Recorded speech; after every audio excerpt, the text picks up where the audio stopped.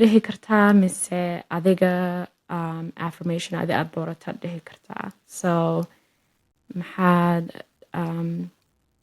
isku dhehaysaa waa nabad ahay, maskaxdaada u sheegaysaa wax kasta waa hagaag oo way hagaagayaan, inaad qaadato waqti adiga kuu gaar ah. Maxay aheeday waa nasan karaa, kaama dhigayso. So inaad kala saartida fiican. Haddaa rabtid waa isku duceyn kartaa, waxaad dhihi kartaa waan duceysanayaa, naftaada u naxariiso.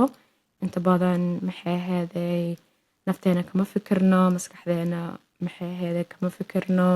So maxaad isku sheegaysaa naftaada u naxariiso.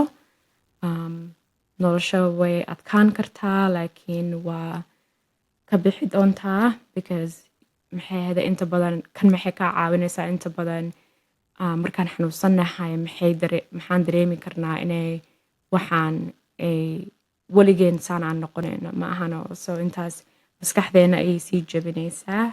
Haddaa dhahday noloshaya hadda waxaan marayo waan ka bogsan karaa, waan ka bixi doonaa.